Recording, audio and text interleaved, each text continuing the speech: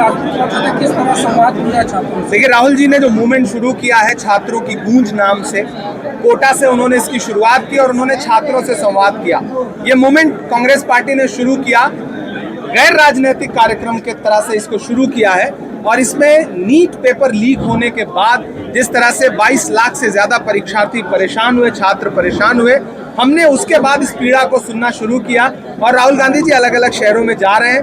कोटा के बाद वो 17 तारीख को देहरादून में जा रहे हैं, उसके बाद इलाहाबाद जाएंगे, उसके बाद पटना आने का कार्यक्रम है, बेंगलुरु जाने का कार्यक्रम है, दिल्ली जाने का कार्यक्रम है। और उसके बाद हम छात्रों से लगातार इनपुट कलेक्ट कर रहे हैं। 28 शहर हमने चिन्हित किए हैं जहां हमारे नेतागढ़ जा रहे हैं, जहां मैं स्वयं जा रहा हूं।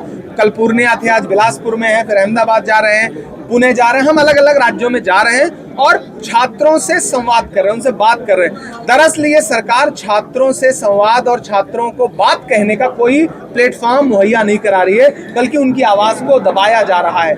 21 बच्चों ने आत्महत्या कर ली है, देश की सरकार सुनने को तैयार नहीं है। शिक्षा मंत्री को प्रधानमंत्री जी क्लीन चिट दे रहे हैं। हम चाहते हैं कि शिक्षा मंत्री का इस्तीफा हो, शिक्षा प्रणाली को, पूरे सिस्टम को दुरुस्त किया जाए। एनटीए लगातार परीक्षाएं साफ सुथरी करवाने में विफल रहा है। 89 टाइम पेपर लीक हो चुके हैं, जवाबदेही तय हो और प्रधानमंत्री जी आगे आकर के शिक्षा मंत्रालय की कमियों को स्वीकार करें। जी, सरकार शिक्षा व्यवस्था सुधारने की बात कहती है, लेकिन एक और शिक्षा व्यवस्था सुधारने के बजाय नीचे की ओर जा रहे हैं। आप लगातार आके आवाज सुने, इस आवाज को लेकर कहां तक जाएंगे? हम इस आवाज को पूरे देश में लेकर के जाएंगे, एक एक छात्र तक पहुंचने का प्रयास कर रहे हैं। और राहुल जी की कोशिश है कि वो हर छात्र तक पहुंचे, ताकि छात्र अपनी बात उन तक पहुंचाएं और फिर राहुल जी उस बात को देश की पार्लियामेंट तक पहुंचाएं, सरकार तक पहुंचाएं और सरकार पर दबाव बनाएं। इमरान जी, एक समाज की सरकार थी तो छत्तीसगढ़ में पीएससी घोटाला हुआ था, उसमें आप बात नहीं करते। अभी बीजेपी राज में पेपर लीक हुआ, उसमें बात करते हैं। कहीं ना कहीं छात्रों के नाम से राजनीति, छात्र वहीं के वहीं। इस देश में जितने शैक्षणिक संस्थान खड़े हुए, वो सारे के सारे खड़े हुए कांग्रेस पार्टी के। पंडित नेहरू जी का विजन था, जो आज देश में आप संस्थान देख रहे हैं। वरना मौजूदा सरकार ने विश्वविद्यालयों के बजट घटाने से लेकर के कैंपसों को तबाह करने के अलावा क्या किया है। लेकिन ये बहुत लंबी राजनीतिक बातचीत हो जाएगी। हम सारे मुद्दों पे सवाल उठा रहे हैं। हमारे यहाँ अगर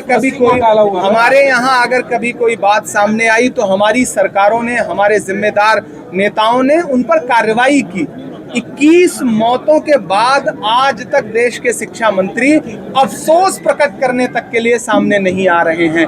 सीबीएसई की इतनी बड़ी खामी एक बच्चे ने पकड़ के देश के सामने रख दी, उसको पार्लियामेंट्री कमेटी के सामने प्रेजेंटेशन के लिए कांग्रेस पार्टी के एक सांसद जो कमेटी के चेयरमैन थे दिग्विजय सिंह जी ने बुलाया। वरना भाजपा सरकार से जुड़े हुए लोग तो उसको एंटी नेशनल बता रहे थे, सार्थक को। हमने किसी को एंटी नेशनल नहीं बताया। हमने लोगों से उनकी बात सुनी और उसको सुधारने का प्रयास किया। हो सकता है हम 100% ना सुधार पाए हो, लेकिन हमने उन आवाजों को कुचलने का प्रयास नहीं किया जैसा मौजूदा सरकार कर रही है।